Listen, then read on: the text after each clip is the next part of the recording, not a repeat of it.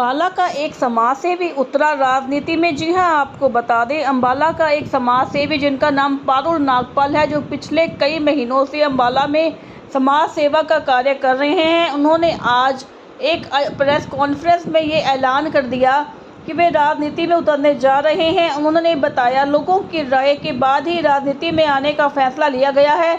उन्होंने कहा, मैं जब सोशल वर्क कर रहा था तो लोगों ने कहा कि आपको राजनीति में आकर लोगों की सेवा करनी चाहिए।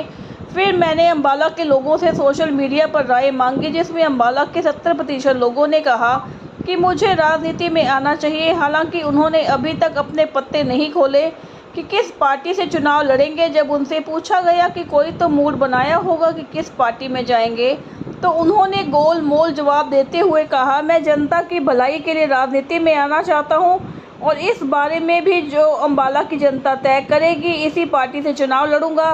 उन्होंने कहा, मैं अम्बाला का विकास करना चाहता हूं और इसमें जो पार्टी मेरा साथ देगी और अम्बाला का विकास करेगी, मैं उसी पार्टी में जाऊंगा। अगर जनता कहेगी आज़ाद लड़ना है तो मैं आज़ाद ही लड़ूंगा। उन्होंने अम्बाला में जल भराव की समस्या का मुद्दा भी उठाया। जब उनसे पूछा गया, अगर आप अम्बाला से जीत भी जाते हो तो क्या आपके पास ऐसा कोई प्लान है, तो उन्होंने कहा, मेरे पास इसके लिए प्लान है कि किस तरह से अम्बाला को जल भराव से बचाया जा सकता है। आगे क्या कहा पारुल नागपाल ने, आइए आपको सुनवा देते हैं। जी, मेरा नाम पारुल नागपाल है। मैं अम्बाला शहर में ही पैदा हुआ और अम्बाला शहर में ही यहीं से पढ़ के गया हूँ और मैं अपनी उच्च शिक्षा लेने के लिए मैं ऑस्ट्रेलिया था, सिडनी। मेरा बिज़नेस भी वहीं पे है। बट पिछले कुछ टाइम से मैं अम्बाला 2016 से अम्बाला के अंदर आया था, जो कि मैं यहाँ पर घूम रहा था। जैसे मैं आता हूँ, मेरे माता पिता यहीं पे हैं, तो ये यहाँ की समस्या थी। तो मैं घूमते घूमते मैं यहाँ पर मोटर मार्केट में एक दिन बैठा था। तो मोटर मार्केट में जब वहाँ पर एक मेरे पास बच्चा आया, तो उसने मुझे आके बोला, भैया मैंने उससे बात हुई तो जैसे उसने बोला, भैया मेरे को ना पढ़ाई तो करनी है, तो बट मेरे पास पैसे नहीं है। मेरे पापा एक जगह हाउसकीपिंग का काम करते थे, उसकी काम करने अब नौकरी जाने की वजह से मैं खुद मोटर मार्केट में काम कर रहा हूँ। तो मैंने उसको बोला, तू पढ़ाई क्यों नहीं करता, सरकारी स्कूल में क्यों नहीं करता? तो कहता, भैया सरकारी स्कूल में जो हमारे गाँव का स्कूल है वो 8th तक ही है, तो उसके बाद पढ़ाई नहीं है। तो मैंने कहा, तू कौन सी क्लास में पढ़ना चाहता है? उसने मेरे को एक ही हाथ जोड़ के एक विनती की, भैया मेरी +2 और मेरी ग्रेजुएशन करवा दो आप, कैसे मर्जी। मैं शाम को यहाँ काम करूँगा, मैं घर का परिवार अपना चलवा दूँगा, आप मेरी ओपन में करवा दो। तो मेरे उस दिन मन में विचार आया, भी मैंने इतना कुछ कर लिया, अपने लिए कर लिया, और मैं आज मेरे शहर का मतलब एक युवक आके, मेरा भाई, छोटा भाई आके मुझे एक बोल रहा है कि भैया मेरे को पढ़ाई करनी है, और वो पढ़ाई के लिए इतना इच्छुक था, उसकी आंखें बोल रही थी। तो उस दिन मैंने सोचा भी क्यों ना मैं इस बच्चों के लिए काम करूं जो ये पढ़ाई नहीं कर पाते। तो मैंने अपनी क्षमता से चलते चलते मैंने उस साल में 20 बच्चों को, ऐसे बच्चे ढूंढे जिनको बहुत ज़्यादा पढ़ाई की आवश्यकता थी, तो उनको मैंने पढ़ाई करवानी स्टार्ट की। तो धीरे धीरे जैसे ही चलता रहा ये कारवां, मेरे पास 30 से 40 बच्चे हो गए। तो कोविड के टाइम पे जब हमारा कोविड आया, तो कोविड में लोगों की बहुत सारी नौकरी जाने की वजह से लोगों के बच्चों ने अपनी पढ़ाई हटवा दी। तो उनके पास एक ही समस्या थी, भैया पैसे, नौकरी छूट गई है और पैसे नहीं है, आप क्या कर सकते हो? तो किसी को हमने जैसे भी करते करते हमने 2020 तक हमारे पास 120 बच्चे हो गए थे, जिसकी मैं स्कूलों में, प्राइवेट स्कूलों में उनकी फीसें भर रहा था। तो फिर मुझे मेरे एक दोस्त ने बोला, भी तू कब तक अपने अकेला सब कुछ करता रहेगा, तो क्यों ना इसको प्रॉपर चैनल बना उसका। तो उसके बाद हमारा एक ट्रस्ट का निकल के आया, तो हमने ट्रस्ट रजिस्टर्ड किया जिसका नाम नन्हे कदम। तो नन्हे कदम जब हमने रजिस्टर्ड किया, तो हमारा जो पहला ही एक अभियान हमने उस ट्रस्ट के द्वारा किया, शिक्षा अधिकार अभियान।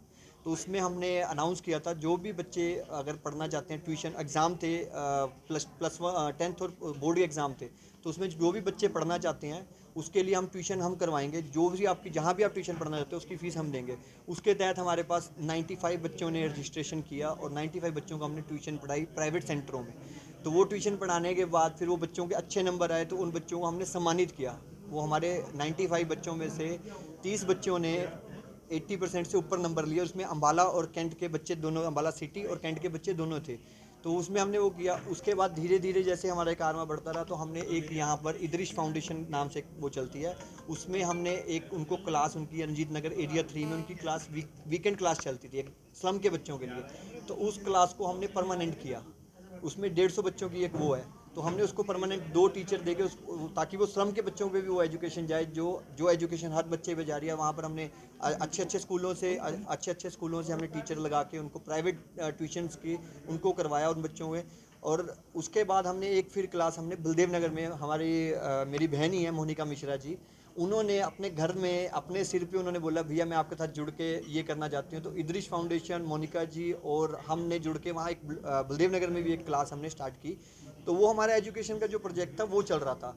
उसमें हम जब जैसे लोगों से मिलते थे, हम डोर टू डोर करते थे, आपका बच्चा पढ़ा हुआ है। मेरे पास ऑफिस में 12 लोगों का स्टाफ है, तो वो मैं अपने आप ही उन बच्चों के लिए घरों में जाके करवा रहा था। तो पारुल जी, एक बताओ, समाज से अभी हमने जो 5 तारीख को एक कर्म पैलेस में एक इवेंट किया था तीज का। मेरी बहनाओं ने जो भी हमने सिलाई सेंटर खोले हुए हैं बहनाओं के लिए, हमने महिलाओं के लिए फ्री रिक्शा किए हुए हैं, ममता की टोकरी जाती है।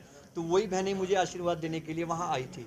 तो उन्होंने अपना आके वहाँ पर मुझे बोला, उनमें से एक 10-12 महिलाओं ने हमें बोला भी हमारी ये समस्या है।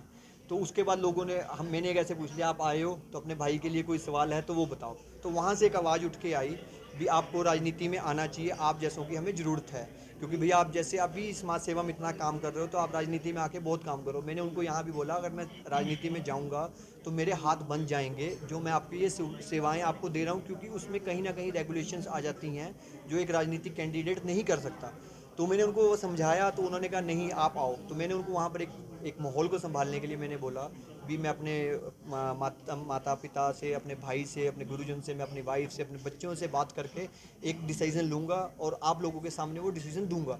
तो फिर हमने जब घर पे डिसीजन लिया तो घर वालों ने बोला भाई जनता का अगर वो है, जनता की राय है तो जनता से ही पूछा जाए। तो वो उसके तहत हमने 6 तारीख को यूनिपोल, अखबार में ऐड, सब जगह हमने ये न्यूज़ चैनलों के माध्यम से सब जगह बोला कि पारुल नागपाल को राजनीति में आना चाहिए या समाज सेवा में ही रहना चाहिए। तो उसके तहत जो हमारा डाटा आया, जो आपको मैंने पहले दिया है, उस डाटा में हमारे पास जो भी रिपोर्ट आई है, हमने उसमें 70 से 71% लोगों ने बोला आपको आना है और 8 से 9% लोगों ने अभी बोला आप वेट करो, किसी बड़ी पार्टी के साथ आना है, ठीक है। और 20% लोगों ने बोला है हमारे को भी आप अभी नहीं आप समाज सेवा में ही स्टिक रहो, क्योंकि आप समाज सेवा करते रहोगे तो लोगों का उद्धार होता रहेगा। चुनाव ये मेरा अभी जो सबसे बड़ा मुद्दा राजनीति में आने का मेरी जनता का आदेश था। अब मैं जनता के बीच में जन जुड़ाव करने जा रहा हूँ। तो जैसी मेरी जनता, जो मेरी माताएं बहनें मुझे आदेश करेंगी वहाँ से, उसी आदेश के तहत मैं फिलहाल अभी आजाद उम्मीदवार है आपके? कोई उम्मीदवारी अभी हमने ठोकी ही नहीं है। जिस दिन मेरी जनता मुझे बोलेगी आप उम्मीदवारी ठोको, मैं अपनी उम्मीदवारी भी ठोकूंगा। कब तक? ये सर अभी ये जन जुड़ाव करेंगे, आपको उसका हम पूरा डाल देंगे और जन जुड़ाव के बीच में ही आपको एक न एक खबर मिल जाएगी।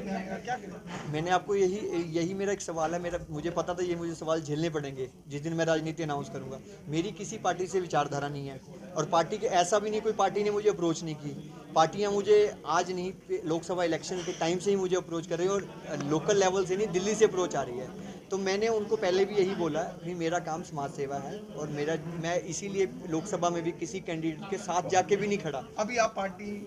मैं तो अम्बाला को, हमारा जो नारा, हमारा पहले दिन से हमारे ट्रस्ट का नारा बदलेगा अम्बाला। तो जो अम्बाला बदलेगा वो लोगों के साथ बदलेगा, उसमें पारुल नहीं बदलेगा और वो बदलेगा सही सोच के लोग साथ चलेंगे, ठीक है। उसके तहत ही वो चलेगा। जो अम्बाला के लिए रियल काम करना चाहती है मेरी जनता, वही। हम किसी व्यक्ति विशेष और पार्टी को, हम किसी की पार्टी के साथ नहीं, आज हम अपने बच्चों के लिए काम करने के लिए आए हैं। जो मेरे अम्बाला के बच्चे हैं, मेरे अम्बाला का जो भविष्य है, उनके लिए काम करने हैं। अगर उनका कोई भी हक मारेगा, सबसे आगे पारुल नागपाल मिलेगा। तो एक बार जनता बदलेगा अम्बाला, वो आप लोगों के साथ ही बदलेगा। तो आप, हमारा कोई, हम पॉलिटिकल बंदे नहीं है जो हम नारे बनाएंगे और आपको एक सिर्फ लॉलीपॉप देंगे। अम्बाला को बदलना है और आप लोगों के साथ की ज़रूरत है। मीडिया भी हमारे साथ देगी और मीडिया, क्योंकि ये भी अम्बाला से ही है, इनके सामने ये समस्या है, ये मेरे भाई हैं, इनके भी बच्चे इसी समस्या से झूलते होंगे जो हमारे बच्चे झूलते हैं। तो ये एक आवाज़ उठाएंगे हमारे साथ मिलकर, क्योंकि ये भी हमारे समाज का हिस्सा है। तो आप लोग अपने बच्चों के लिए आवाज़ उठाएं। बहुत हो गया अम्बाला के साथ जो होना था, अब एक नई हमारे पास वो है। आप लोग आगे चलो, पारुल नागपाल आपके पीछे है। मैं बाकी राजनेताओं की तरह आपको ये नहीं बोलूँगा आप मेरे पीछे आओ, मैं आपको बोल रहा हूँ आप आगे चलो, मैं आपके पीछे हूँ। आपकी आवाज़ है, आप जनता की आवाज़ हम हर जगह पहुँचाएंगे और आपके काम हर जगह होंगे, ताकि आपके बच्चों को आपके बनता हक मिले।